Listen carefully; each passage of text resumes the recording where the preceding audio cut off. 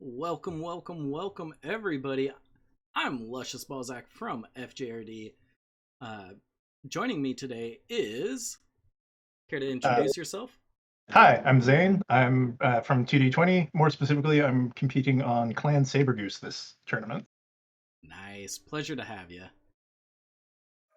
Um, but yeah, this match that we are getting into is uh, Division C Cucumbers versus CTFR Squadron X-Ray. It's a Division E matchup here for Tournament of Stars Season 3.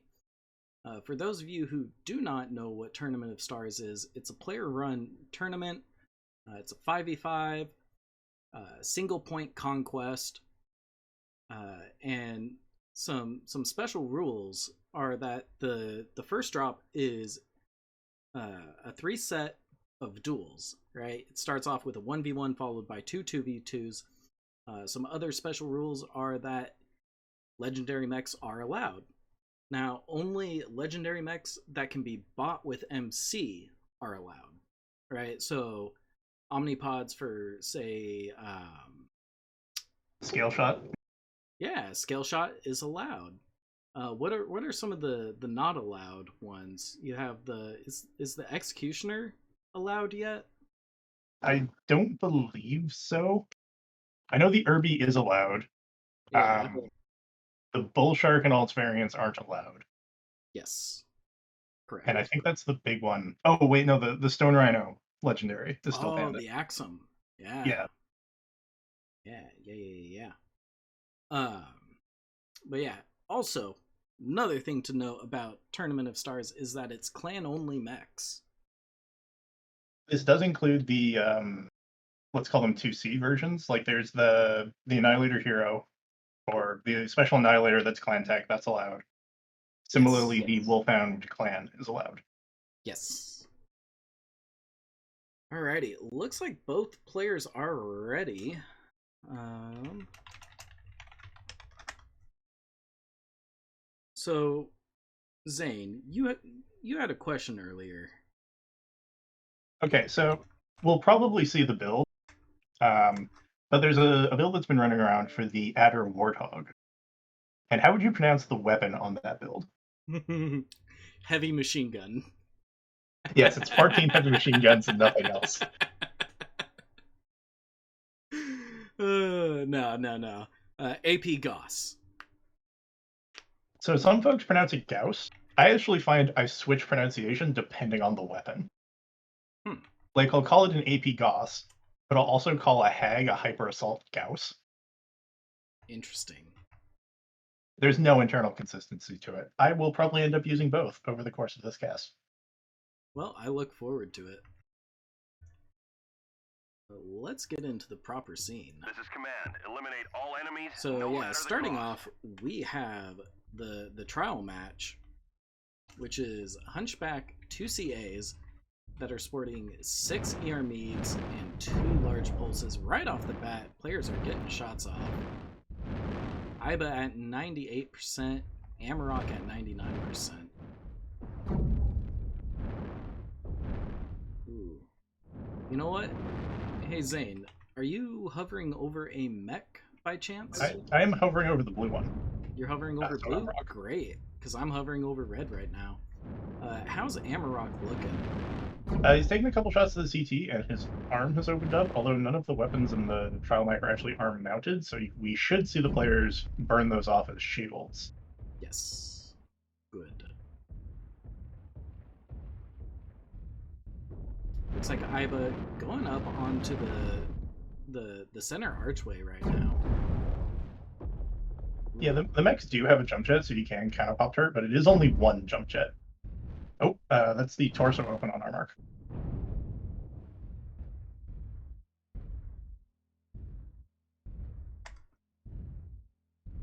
Ooh, CT and side torso open.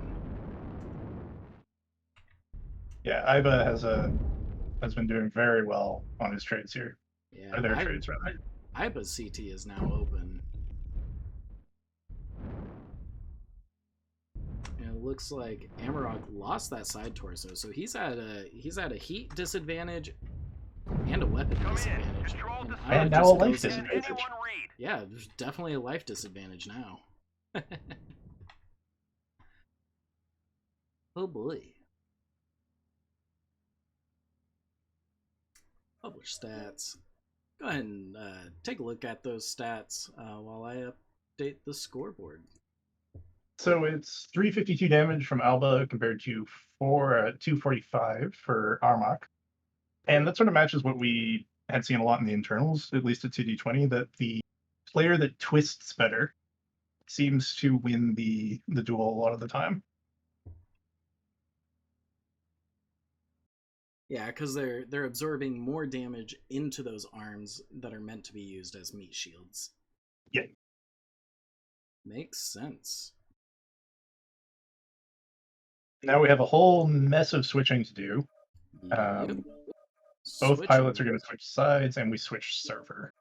Yep, switched server, and we got to switch the map. Yeah, so now it's the 2v2 on Test A, where teams can bring any assault and any heavy they want. Any assault, any heavy?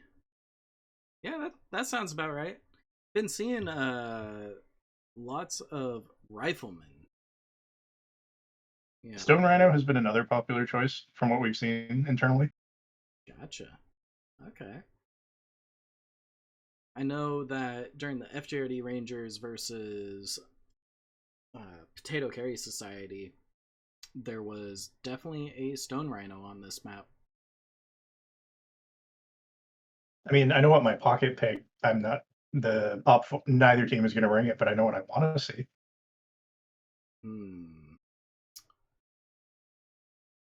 Can I guess? Spirit Bear. Spirit Bear. Okay, you. Bear. Like I want to go fast. Stand next to them and use flamers and SRMs. Yes.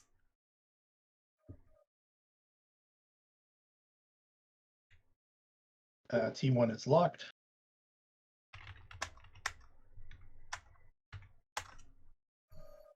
Man, they're just saying, you know what? Let's rip it and dip it. So, fun fact, this is not actually the first time you and I have done a Tournament of Stars thing. We were actually in the same div last Tournament of Stars. Last Tournament of Stars? Really? Last year? That's right. It was the was it last year or the last one I was involved in, which I assume was last year, but it may not be.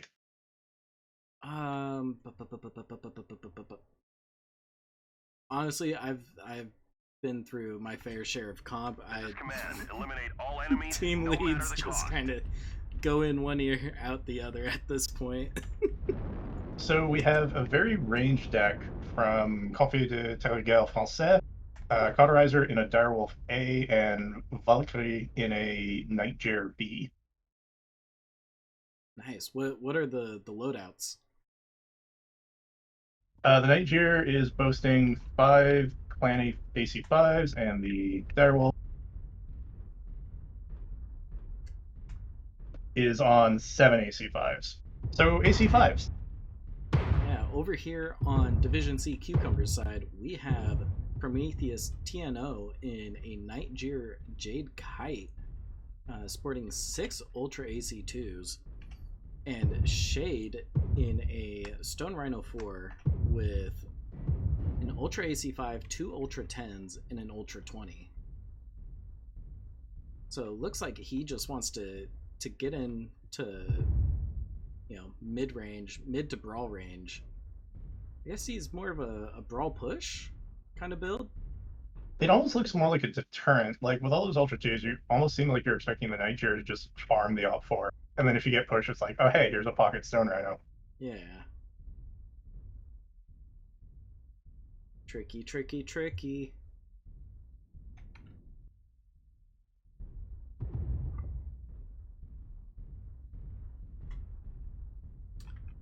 Prometheus in that Nightjar, wrapping wide. Wrapping real wide. But Gotta say, CTFR doing a great job using their cover. I don't know if CTFR has actually spotted the Stone Rhino on their push here. Maybe Like they haven't. that Darwolf's about to wander into him.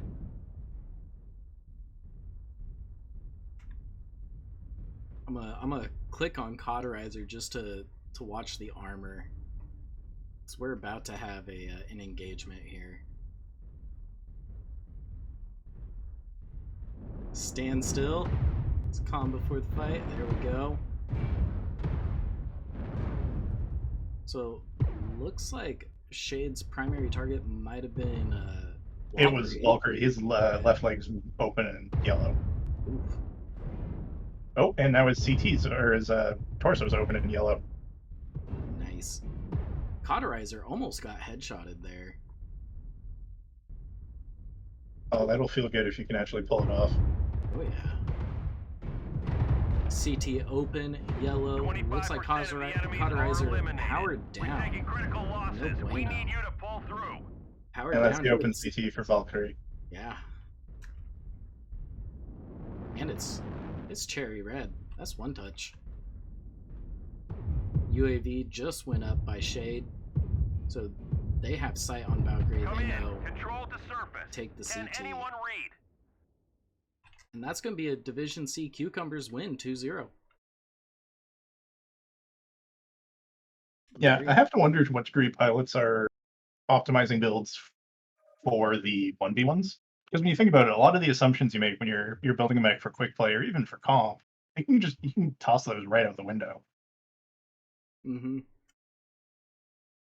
And I kind of hope we're gonna see like 3 AC-20s or some shit. Like really twist the fact that you only need to do like 500-600 damage tops. Yep.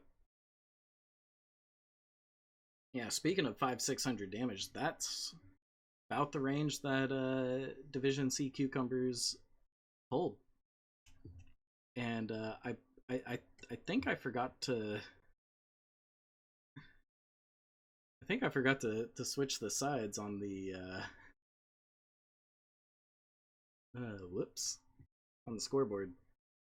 Oh well. Yeah, sometimes for Yuntao when he's casting, I'll do the betting, like the predictions, Mm-hmm. and the chat gets very annoyed when the teams don't match, like the tournament bracket. Yep. I can understand it. You know, you don't want to be wasting your points. I mean, it bugs me sometimes too, and I'm the one who's setting the dang thing up. We're back to North America, and we're going to Mech Factory. Yeah, so this is any medium and any light. We'll probably see the aforementioned adders make an appearance. Yeah, you know, every match that I've been privy to watch or spectate has brought an adder on this drop. So it's a popular mech. It's a great mech. You know, that's what, 28 damage? Just straight Yeah. 28 damage every what, 2 seconds? 2 and change. It's like 2.2 with the cooldown nodes or something. Yeah. If you want to get really ridiculous, you can drop a bit of the ammo and slap like a giant T-comp on there. Oof.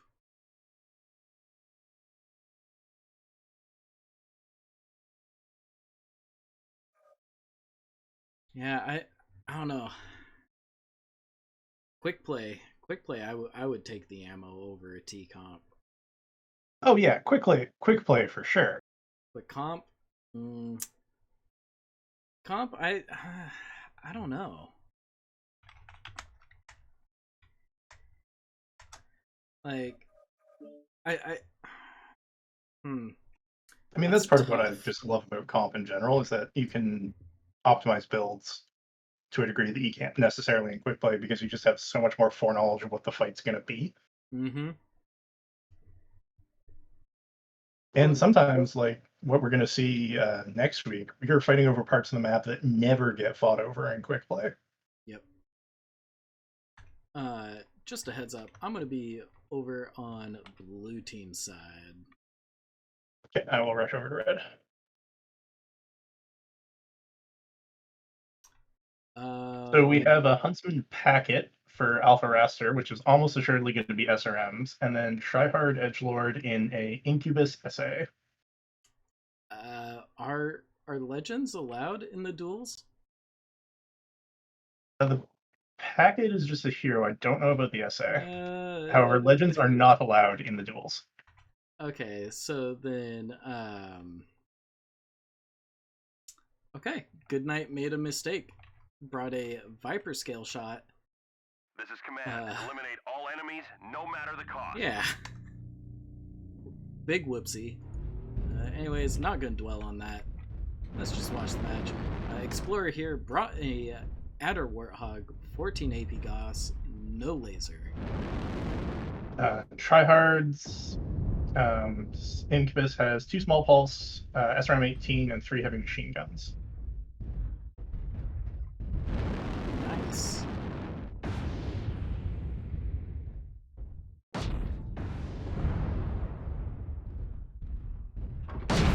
Explorer and Alpha Raster getting engaged. Try hard, saying, "Hey, don't forget about me. I'm still relevant too." Legs on. The thing with that Adder, if they can pick it off, like a lot of its DPS just goes away. Yep. That right leg is about to give out.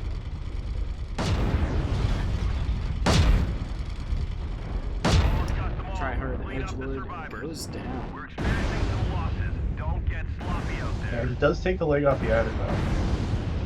We're taking critical losses. And Alpha Raster takes out Explorer, but his CT is open. And Goodnight. Oh, self-destruct by Goodnight. Yep.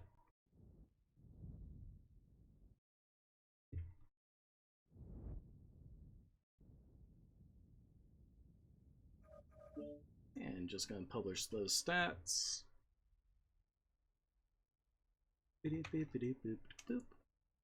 Update. That was a CTFR win. And the legend violation is somewhat moot. Somewhat. We'll see if they actually get the 1 point for destroying a mech on this drop. Yeah, the reason I remember that the scale shot and such are banned is because I got clowned on, rightfully, in the team lead chat for asking if using a legend in the 2v2 reset the legend counter. Because from my understanding of the rules, you can only use each legendary mech once. Yep. Oh, Tryhard Edgelord with the questioning. What is he asking? If you wait, are you allowed to use Warthog plus Scale Shot? Now, the Warthog itself is actually just a normal variant of the Adder. It just has a weird name. Yeah, the So Warthog is completely viable. The Scale Shot, it's a legendary, so technically no, but we're not refs. We are not refs. That's up to the mods to deal with.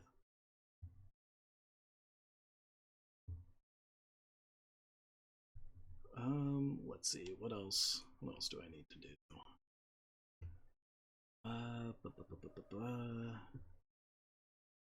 Need to change the map. We are going to Bear Claw. Yep. Now, I don't know if you're one for cutting to map tactics. No, not really. But what we've seen is, there's a lot of good cover for Speed Brawl. Mm-hmm. We have seen some teams put, a single range mech, especially if you're from the Team 1 side, you can perk them in, I think it's Delta 2. Would you like me to pull up map tactics for you? Yeah, I can talk about it. I actually find map tactics works better when you're going retroactive rather than predictive. So you talk about the previous match and what happened. Mm-hmm. And as a learning thing, I find it helps, at least when I was starting out, it helped contextualize, okay, what did I just watch?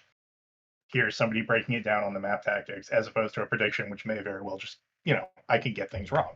I, in fact, get things wrong pretty regularly. That is fair.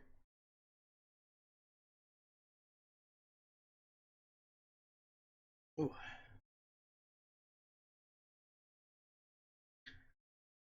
Yeah. So you're staying hydrated? Yeah, I am, in fact, drinking lime, not lemon lime, flavored sparkling water. Ah, just lime flavored water. Sparkling water. Sparkling. Even better. I used to live in Kelowna, which is a fairly warm part of Canada.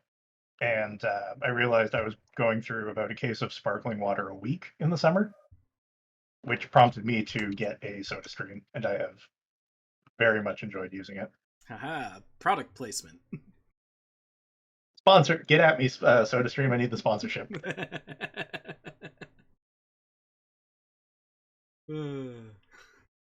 So it's 200 tons, very, very light drop going into drop 1. Yep. Technically drop 2, but yeah. That has tripped me up so many times. No worries.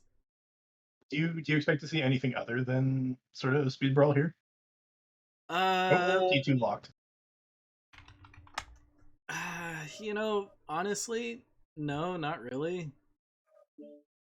We saw earlier today like a receive deck, but it didn't work out as well as I think the team had hoped. I'll cover red side for mech builds. Alrighty.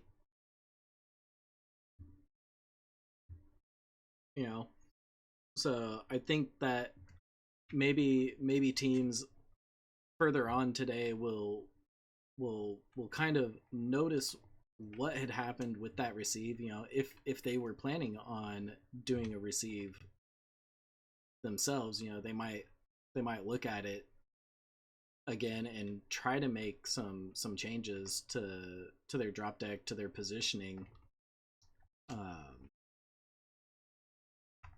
But who knows? We'll see. And I don't know. I feel like the tonnage at 200, like, it's such a low limit. Mm-hmm. Okay, teams are coming in. Hey, guess what? Red team's running. Adders. It's 4 adders and a Hellfire 1. I'll get you the build on the Hellfire in a minute. So the Hellfire is laser bombing. It's got 2 heavy larges and 3 ER smalls, and then the adders are all AP Gauss. Of course. Over here on blue team, CTFR, we have 3 Incubus Sabers with small pulse, SRM6, heavy machine guns, and then 2 Stormcrow Primes. Rocking, what are they rocking? Red lasers with beam lasers. Also, I don't know if this is intentional or not, but Explorer bucking the trend and only running 13 Gauss. Oh, interesting. Maybe he wanted an extra slot for a T-Comp, maybe? A man can dream.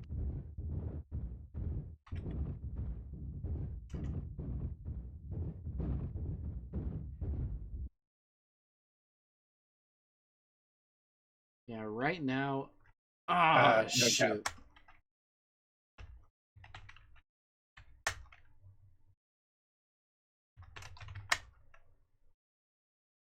cap. Yeah. That's my bad. I should have double checked it. Mode swapping.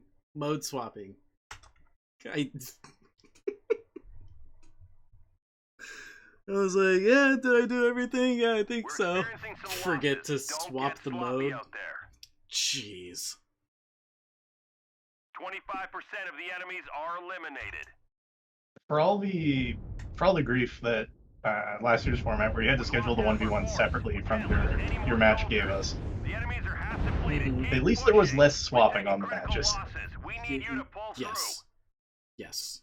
We've almost got them all. Clean up the survivors. So now for redrops, teams can change builds if they want, but I'd imagine teams are just going to lock up after we fix the lobby. Yeah, teams are just going to lock up. More than likely, they're just going to lock up.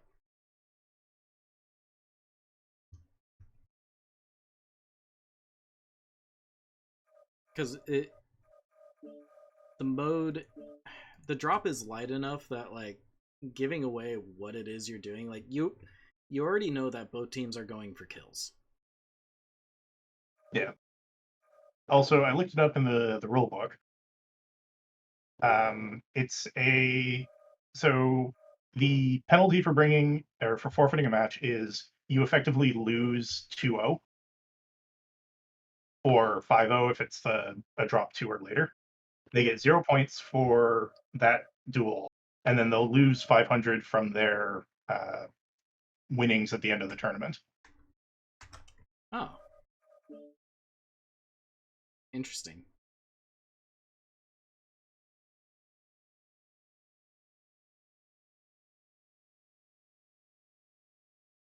So, if you bring an improper deck, you lose. You don't just lose, you lose 5-0. Oh. Which in this tournament means a lot. Like, it means your opponent gets 6 points. Yep.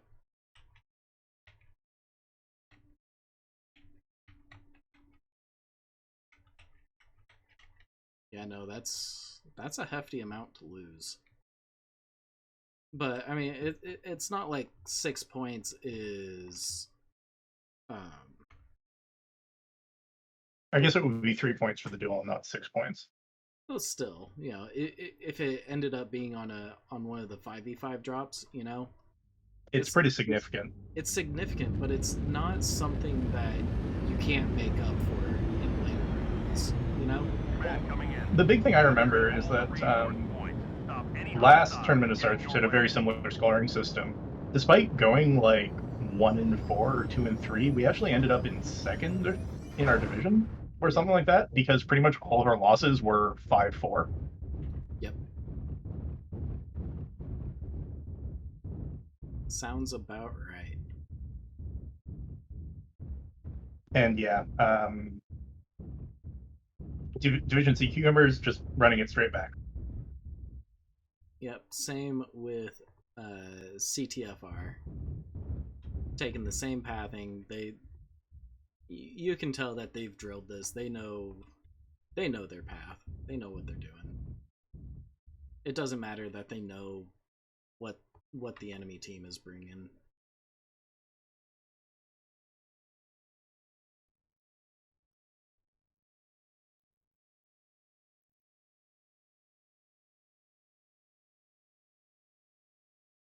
All right. Okay, so they're just coming up and capping now. One thing that's I think is kind of interesting is just I don't actually think you need to put all that much weight on the cap point in this format. No, probably not. A light mech would do. Just a single light. We've got a lot of purple lasers coming out here. Yeah, those storm crows. What's on them? Storm crows, they got red lasers and beam lasers. Kappa is under enemy control. Oh, beamers. Yeah.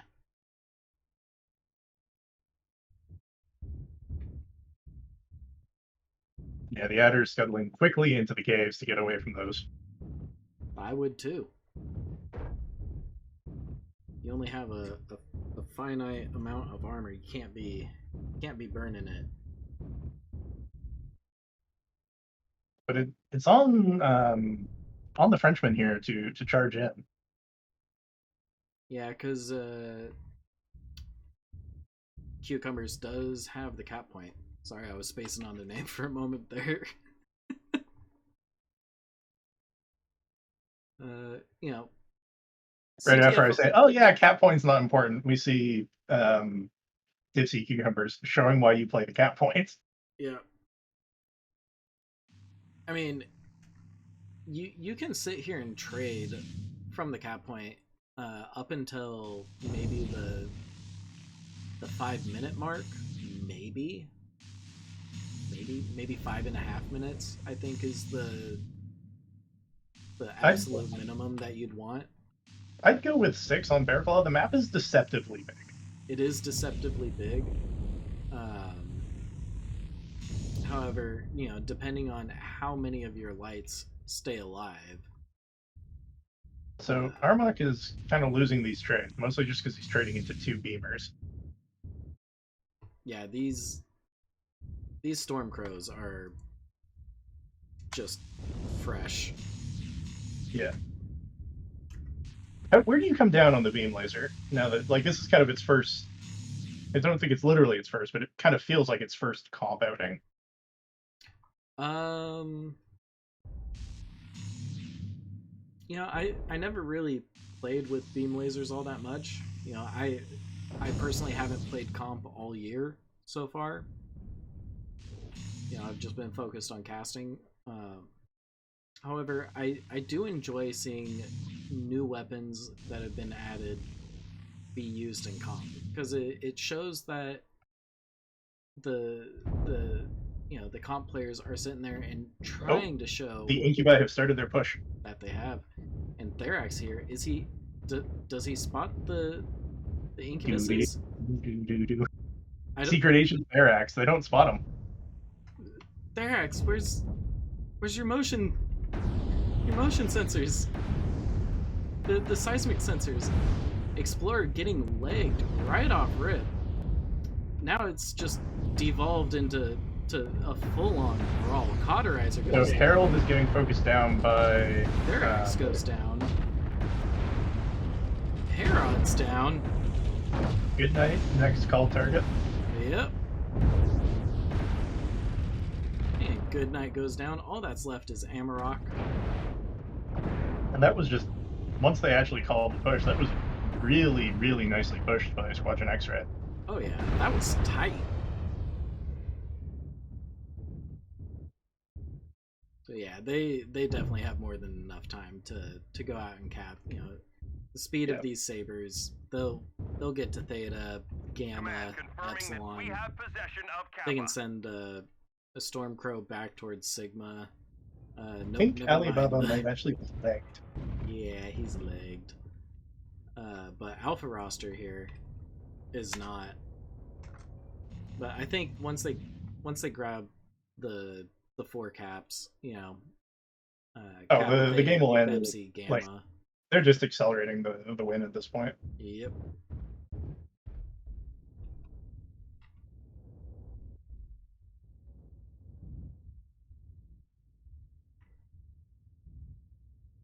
Now, here's a question for you. Resource point Theta Do is you ours. think that the game would be... We've gathered enough resources. Like, not the game, but the tournament would be more interesting, albeit more boring, if teams could not cap other points to speed up the match time? Honestly, nah. Nah. That's fair. We saw the one edge case, or rather you saw the one edge case earlier, where a team was able to get the technical win and sort of delay for long enough. But 99% of the time, the team that wins the brawl, even if they just take the 1 point, there's, at least in my experience, been enough time left on the clock that you would win if you just sat there. Yep.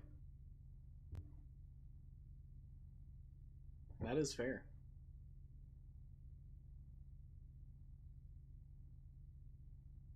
And then the other thing to consider is that the tournament organizers, to me, pretty clearly said that they wanted to do King of the Hill on unique points by only allowing the 1 cap point. Mm-hmm. And, if the entire Op 4 is dead, you're pretty undisputably the King of the Hill. That's fair. But no, I do think the new weapons have been a bit of a boon to comp. We saw in ISC, which is Inner Sphere Coalition, basically the Inner Sphere version of this sort of tournament. The X-Pulse lasers were huge. Specifically the large X-Pulse was pretty huge.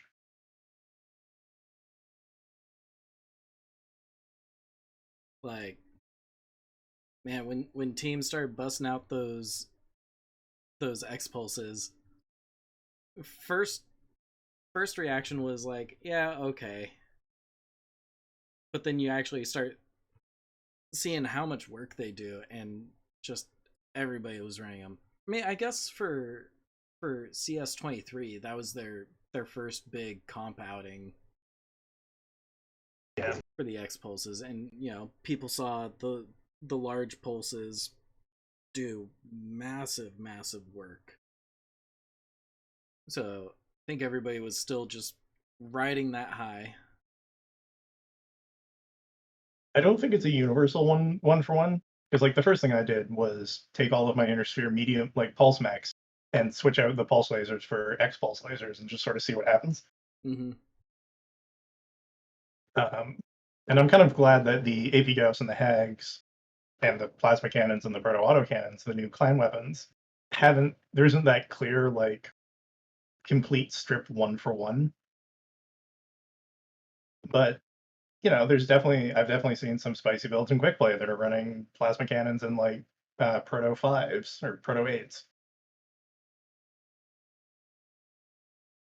Yeah, I haven't seen the protos yet. I haven't seen them used in comp. I don't think they'll quite make it to comp. They feel a little undergunned. But I definitely think we'll see plasma cannons, and then we've already seen the AP Gauss. I have definitely seen plasma cannons already. In the last match that I casted, definitely seen plasma cannons. Teams are locked up. Let's see, is everything good? Vision Air C's Claw, on the 15 left minutes. side. Yep. North America, we are good.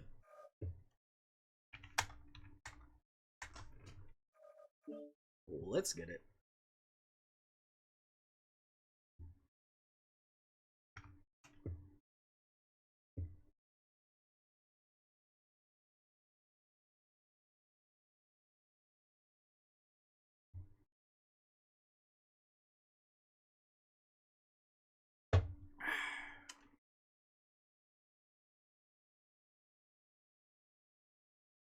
This is the 275 tons, so a little heavier. The tonnage will go up with each drop. And ultimately accumulate to what? It's like 450, I think. 450, yeah.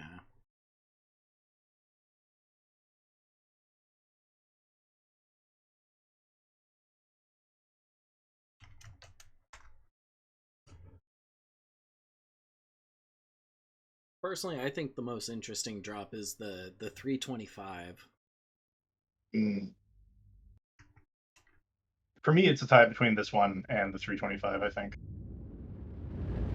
Over here on blue team, that's Division C Cucumbers. We have Vatic in Article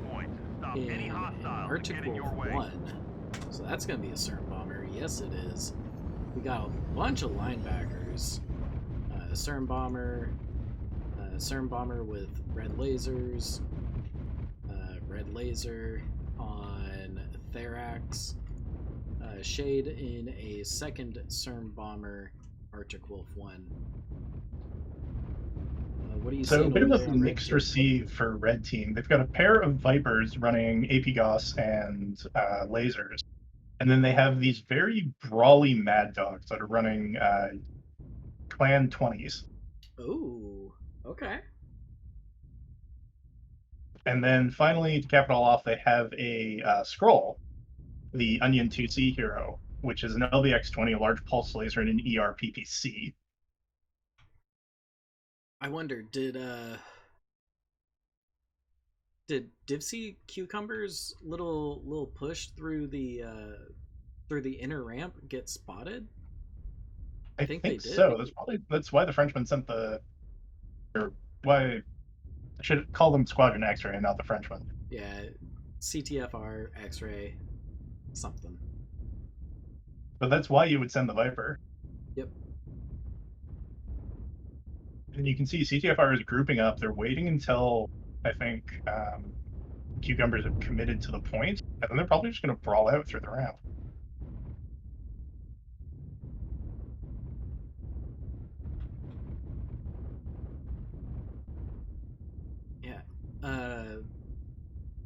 Cucumbers here has just so much SRM. It's insane.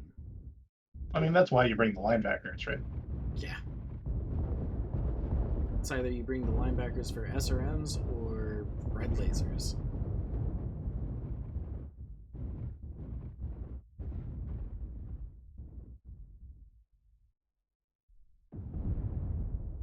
A little bit of light action, Command but no confirming hard that we commits. have possession of Kappa. Just a little bit of Pop-Tarty.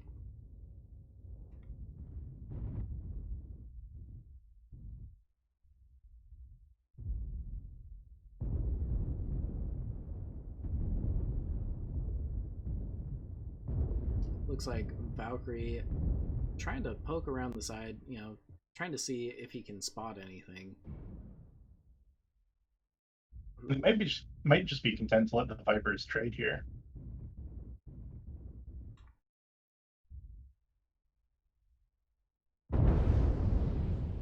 Honestly, if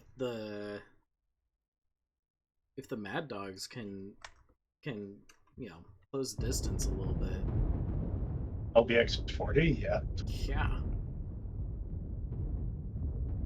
Well, they're creeping around. They've got the onion. Oh, this Viper's about to get caught out.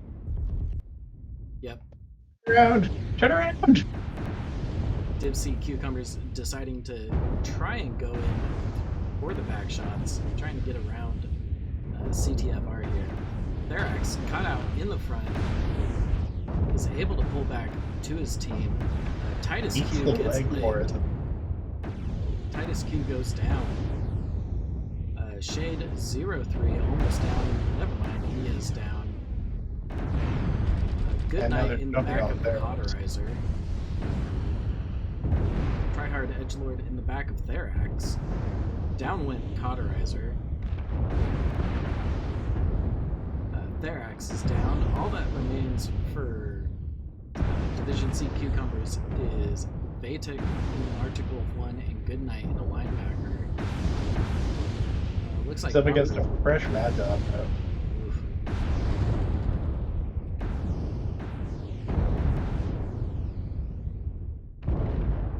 And Yep. Vatic and Goodnight go down simultaneously.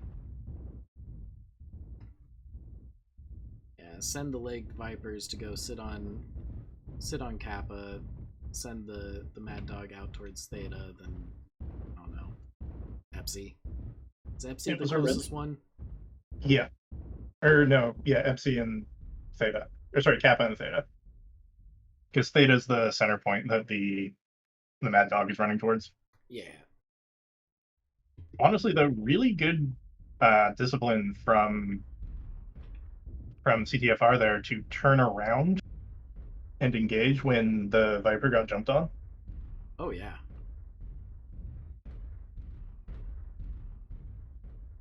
Very nice reaction. Very quick reaction speed, honestly. Yeah. Kappa is under And enemy once control. once components got opened up, those LBXs Just went crit, crit, crit, crit, crit.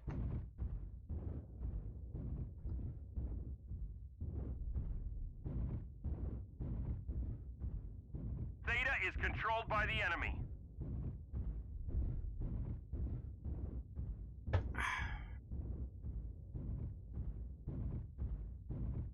So how's your lime sparkling water treating you? I'm enjoying it. Nice. What flavor are you going for? Because I hear you're a devotee of the spicy water as well. I love seltzer water.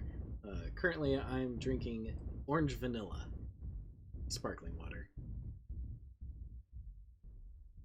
It's kind of like a dreamsicle, you know, but the aftertaste it's not too strong. It's just like it's nice. It's there.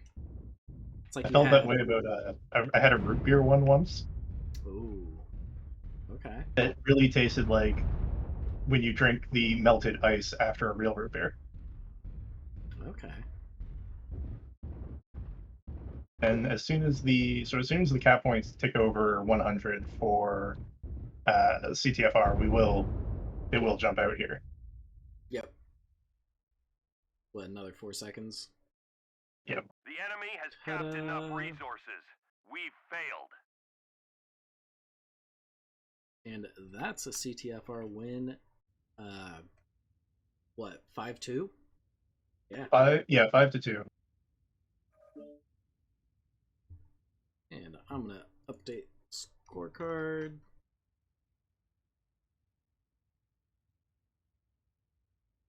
So now we're on to Grim Plexus, the largest drop. Why it just simply not eat all the other drops is yet to be seen. And Grim is just so big. Yeah. We've seen a lot of Hamburger Hill, which is what the nickname for that sort of big mountain in Echo 5, Echo 6, Fox 5, Fox 6 is. Yep. And remember, we got the server change as well. I've already done it. Excellent. Just need to swap the team sides on the scorecard. Voila. So the only valid point is Theta, which is the one smack dab center of the map. What have we seen historically? Like, what have other teams been doing on this Wait, map? have I swapped it? No, it's European here because it's a CTFR main is team 1. So yeah, it should be European. Ooh. Been seeing a lot of trade. So blue lasers. Blue lasers, ER peeps, long range Pop Tart poke with the ER peeps. We earlier today we had the Shadow Cats, eke out that win. Mm-hmm. Just based on cap time. So, gun to your head, I'm forcing you into the mech pod. Would you rather be trading with ER peeps or blue lasers? Would I rather be trading with ER peeps or blue lasers? Honestly, ER peeps. I see you two are a man of culture. It's the instant damage, my friend. Like, I understand, like, academically that the blue lasers might be more efficient, but peeps just feel better to fire. Right. I mean, not that you actually have any feeling when you fire it, but like visually, it's pleasing. It's got a better sound too. Yeah. And like that's it's kind of my clan. complaint with beam lasers. They don't feel like they're doing anything when you fire them. Yeah. That and like clan ERPs have that splash damage, and I love snub nose PPCs, so like, come on. The only thing I hate about clan ERPs is the heat. The heat They are and the toast. cooldown. So we haven't seen a lot of, despite their relative popularity in stuff like faction play, I haven't seen a lot of Vapor Eagles. Oh, good point. Like, it feels like you play any amount of faction play, and as someone who, teams are locked up. But as someone who's maybe not the best at faction play, you take one step out of line and you got eight Gauss rounds coming at you from the Vapor Eagles on the clan side. Mm-hmm. I don't know. Me personally, faction play is one of my favorite game modes. Now, yeah, I don't play it as often as I should. I love Siege. I think it's so fun. The big thing I would recommend if you're a newer player and you're watching, try it out. You might get yelled at, which fair, but the quality of play I've found is often better than the soup. And if you have the sort of mental to learn from getting your head kicked in repeatedly, you will learn a lot. Yes, you will. Or you can always go to various units and see if they do faction play, and try to group up with them. I think there's a couple streamers who do like intro to faction, tutorializing faction play type streams as well. Yeah. I know Ivor used to. I don't know if he still does. I don't think he still does.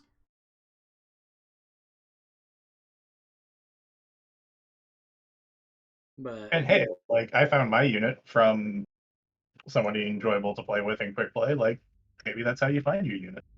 that's how I found my unit. So we have a pretty pushy build from from Squadron X-Ray. They've got a pair of summoners, Shadowcat, a Mad Cat, and an Exy, and I'll get you those builds in just a minute. You're actually looking at Dipsy Cucumbers over there. I am. Sorry. No worries. Over here on Team One side, we have 3 Executioners, an Executioner A with red lasers, ER peeps, Chirby with ER peeps, small lasers, a M with 3 ER peeps, 10 ER micros, Shadowcat Prime with 5 AP Goss, 3 Plasma Cannon, and where's that last one? Where'd he go? So we got some spice on the summoners. Oh yeah? It's not it's not SRMs, it's not LRMs, ATMs. Yes! Advanced Technology Missiles. I love to see it. Because ATMs can be very nasty. So, for those who might be unfamiliar, because why the fuck is there a weapon called an Advanced Technology Missile? They're a clan-unique missile weapon that increases in damage the closer you are to your target, but they also have a minimum range of 80 meters. Is it 80? So I thought it was 60. I will look that up, but it's a fraction of 100 meters. Yes. So they really want to be sitting in this, like, 100 to 300 meters sweet spot where they're getting max damage.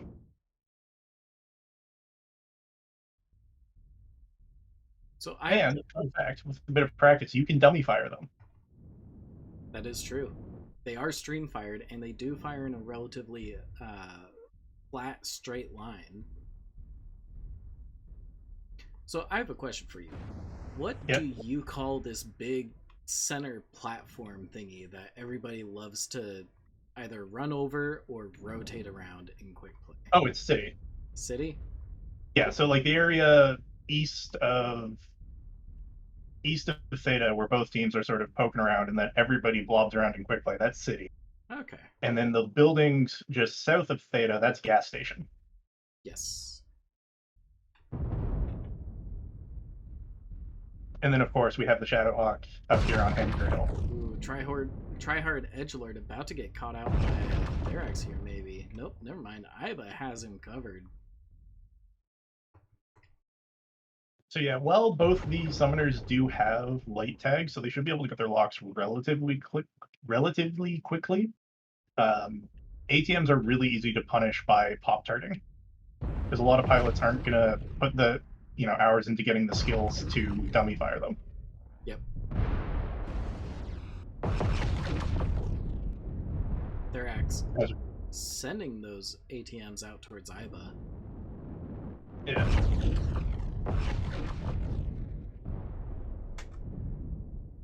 You can see he's taking a lot of free damage from the Xyz pop-tarting him.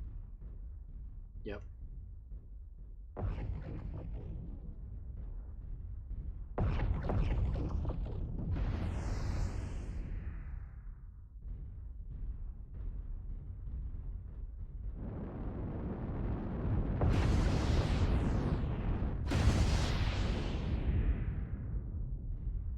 So are those Shadowcats? The Shadowcat? Is that ER peeps? No, it's heavy, large, and machine guns. It's a build that you normally see on the Mishipishi, is I think how you pronounce it. Mishu Pishu?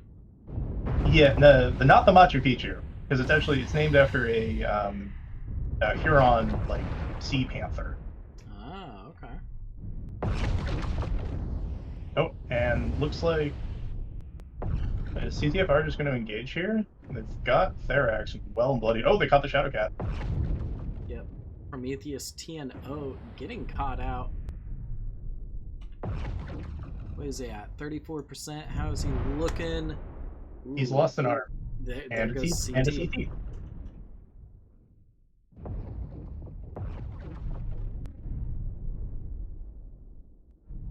And then Therax probably wants to quit trading. His right torso and CT are both open. Yeah. How's Shade looking? Looking a little low. CT's open. Okay. Gorgeous arty strike from CTFR there. Now me, I'm just loving all the red UAVs that are up. Didn't help Armok though as he gets picked off. Nope.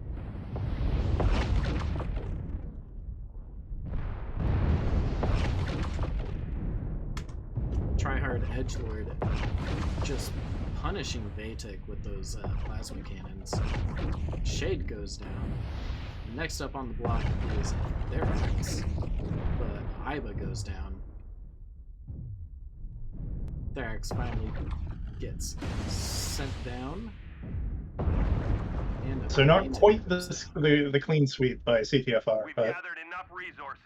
This pretty triumph damn will close. provide us huge Pretty tactical darn benefits. close indeed.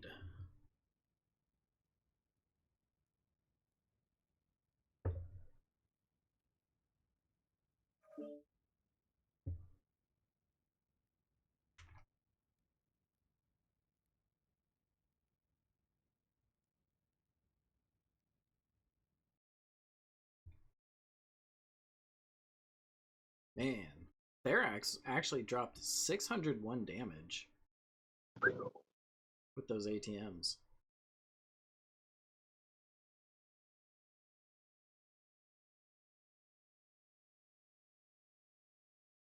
And we're swapping up for the final time here. Oh, thank goodness. So according to chat, they must have just got to where we were talking about the ATM min range. Apparently it's 60. Okay. Yeah, that's what I thought. And as we all know, the easiest way to find out something is to say it incorrectly on the internet proudly. Yes. Yes, that is the quickest, most effective way.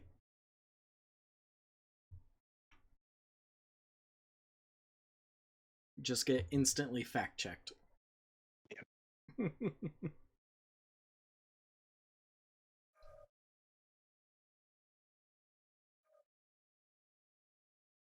Oh boy. So as we roll into the final drop, have you seen, like, in scrims and practices and such, we see a lot of like your four favorite 100 tonners and a scout. Have you seen any variants on that in your builds? Not in the matches that I've seen so far for this Tournament of Stars. Actually, I guess, yeah. There was FJRD Rangers brought a Clan Wolfhound, Direwolf, Stone Rhino, and some other mechs.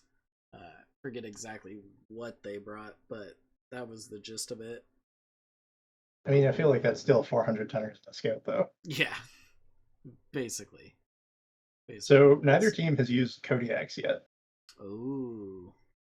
Which means both teams could win my eternal love and affection, and also possibly the match, by running 4 Spirit Bears. They are hero mechs. Yeah, but unlike the other tournaments, heroes are unlimited in this format.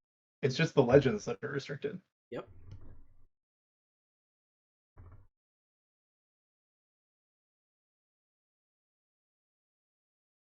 Now, I wonder how much of an impact this player run tournament is going to have on the, the competitive queue for World Championship Series.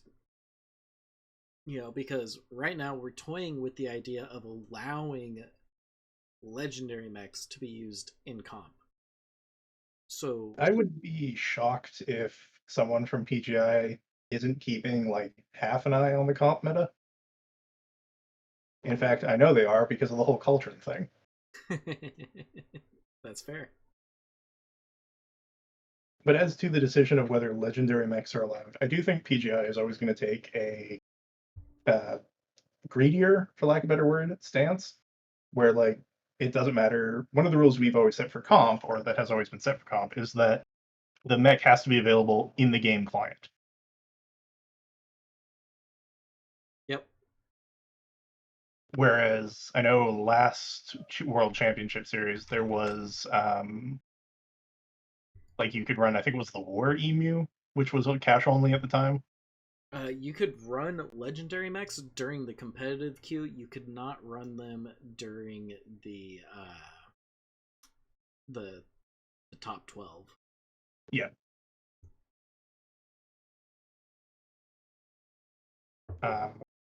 But the thing is that with a couple of exceptions, I don't really think any of the legendary mechs are as uber busted as they used to be, right?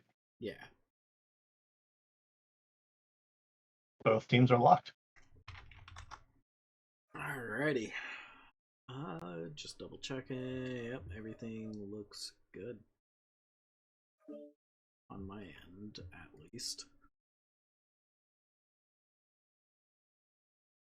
Oh, boy. So you've got 2 more games today. Yes. One of which I'm hoping to join you for, and one of which I'll be in.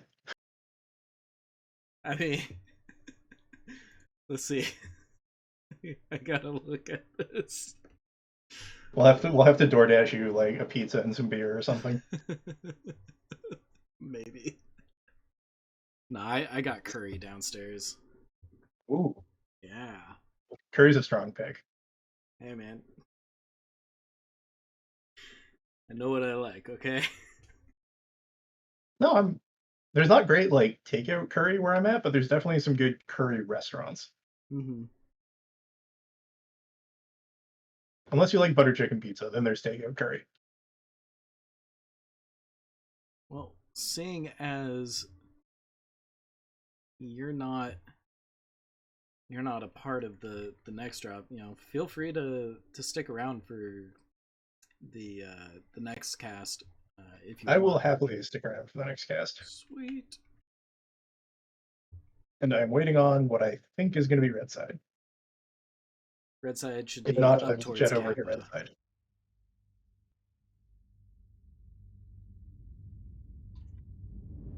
Alrighty, over here on Dipsy Cucumbers, that's the blue team. We have a Nightgear C and a Nightgear H. The H variant is rocking 2 Gauss Rifle, 2 ER Large. So is the C. We have a Mad Cat Mark II Moonwalker, a legendary mech for you. 5 Ultra AC 5s, Stone Rhino 4 with 6 Ultra AC 2s, and a Stone Rhino 1 with 4 Hag 20. What do you got over So we have a CTFR? very ranged deck coming in for CTFR. They've got a pair of, CTFR. I will get these teams straight once, I swear. They've got a pair of Bloodass Bs at 4 ER PPCs a pop, and then they have a Stone Rhino 2, which is Clan AC2s, a Sunspider, also at Ultra 2s, and bringing up the rear is a Direwolf. What's on the at Direwolf? 2 Gauss rifles and 5 ER larges. Yes, okay. So the Blood Asp is the interesting one to me, because I've seen a lot of Blood Asps running like 6 ER larges. Mm-hmm. But peeps, and I saw just the suggestion of jump jets as Valkyrie was getting up the hill. Hey, you know what? So, like, with enough skills, can you pop tart a Blood Asp? Yes. Yes, you can.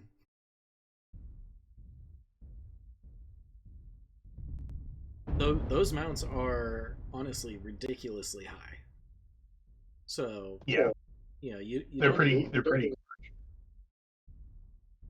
You don't even really need to pop tart that high. You just need to get high enough off the ground that they're peeking over a ridge line. Less Pop Tarts and more shitty dorm room toast. Yes, exactly.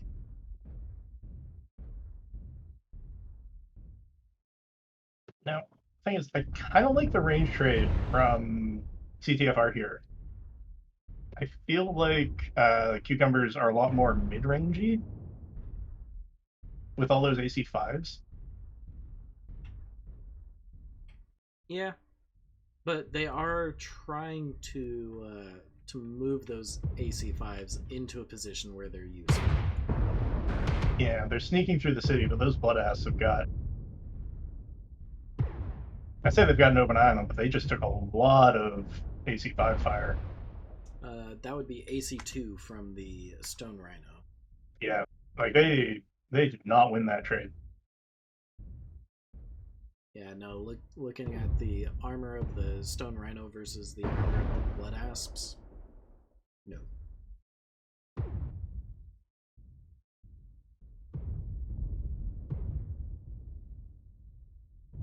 I will say, cucumbers spreading out actually really nicely.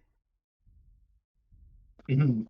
You know, They've got three at gas station and two sort of creeping towards city. yeah, it's actually a pretty nice firing line because if a mech tries to poke up and shoot at the mechs towards city, they get fired upon by the mechs at gas station. You know, if they poke up and fire at gas station, they get hit by the mechs towards city. It's good. Whereas CTFR is they're all on Hamburger Hill. Yep. And as far as I can tell from this range, it looks like they're peaking one at a time. Yeah, you want to peak as a team. Yep.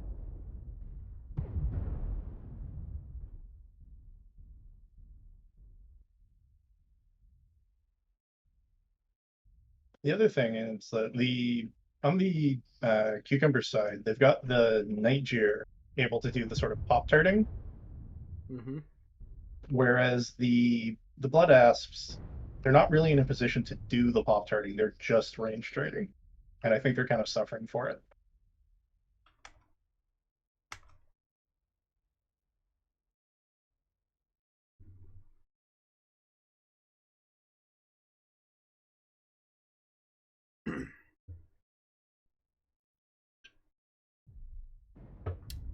You a big range trade player? I want to be. I'm not. Like I get that 2D20 as a unit, we have a reputation for speed brawling a lot, and we do try to do other strategies, but especially for the division I'm playing in this year, which is Div H, aka the mixed mentors and old farts division. Mm-hmm. We're seeing a lot, like we're practicing a lot of brawling, a lot of DACA, because what we're finding was with these lower tier teams, or with lower tier teams, you need to build team cohesion first. Yes. And it's easier to do that on something that everybody's going to have a baseline skill at, which is brawling. Yep.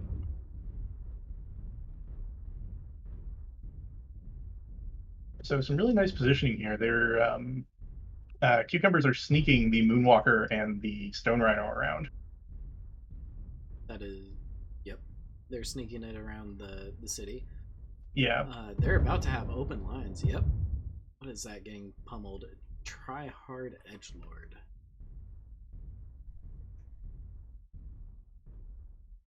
Who is open right torso. Yeah, we also have Vatic over here with the Moonwalker and the Stone Rhino with his ER large and Goss. Now, as a response to your Alpha Raster is trying to harass the Stone Rhino, he's got the UAX on that Sun Spider.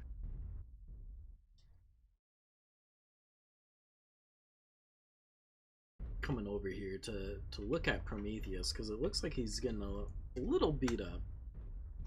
Yeah, left torso's open. Alpha Raster's harassing them.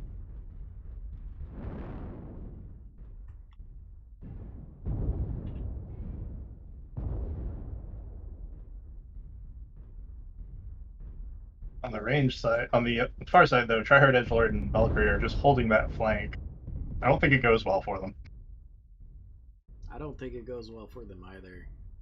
Because once that Moonwalker, like, yeah, that Moonwalker is definitely within optimal range now. Mm-hmm. Like 5 Ultra 5s. Yep. Oh yeah, Valkyrie's about to go down here once he gets spotted by Explorer. Yeah. And I don't think they spotted Explorer and Herod at all.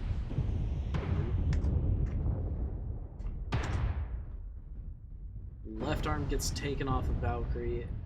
Ooh, Explorer pushing a little too hard. Gets his head opened. Side Good. torso taken.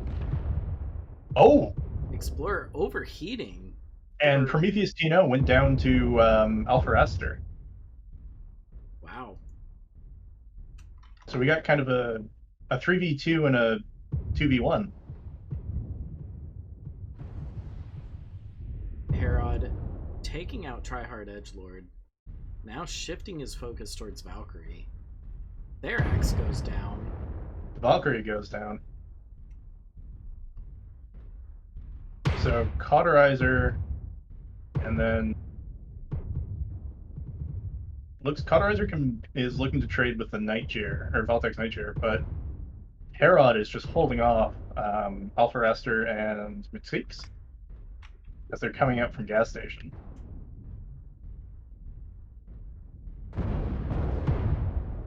Yeah, I think. Yep. Herod loses his left torso. CT. And Cauterizer came down too. And down goes Herod. I like the response from CTFR there to. They saw that they were losing the sort of 5v5 trade fight, so they broke the fight into 2 parts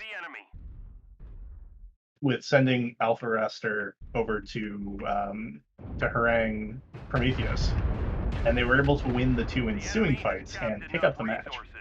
We failed. Very smart tactic. Divide and conquer, right? Mm-hmm.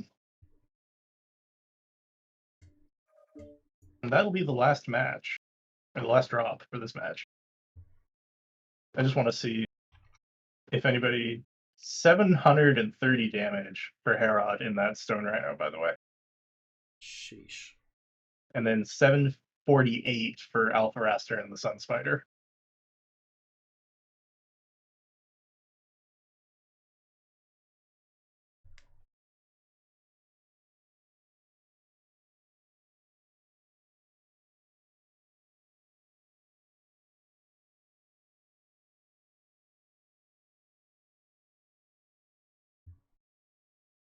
Very, very nicely done by both these teams.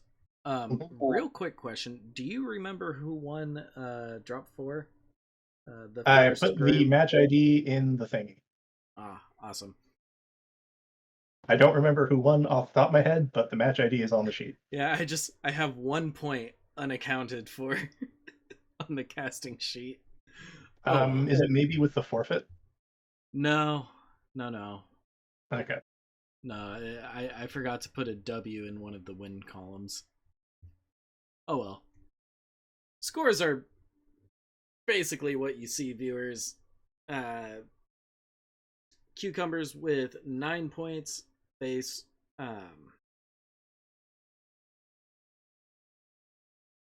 Yeah. Well. Shoot. Who had the violation? Yeah. No. Cucumbers had the violation on. Duel. Yeah. 3? On Duel 3 Mech Factory. So technically -1 point. So they'll be sitting at, I believe, 8 points. And CTFR walking away with roughly 27 points, give or take a point. Math is hard and scoring is complicated.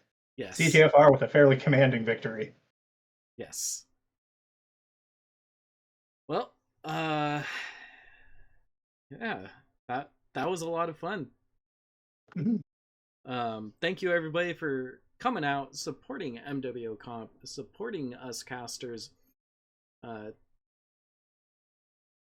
you, Mr. Bear, for putting on this tournament. Thank you, Liveish and Krasnopesky, for keeping MWO Comp alive. Thank you for casting Luscious. Of course. Thank you for co-casting with me. And we'll be back in about 45 minutes for, let me pull up the thingy here.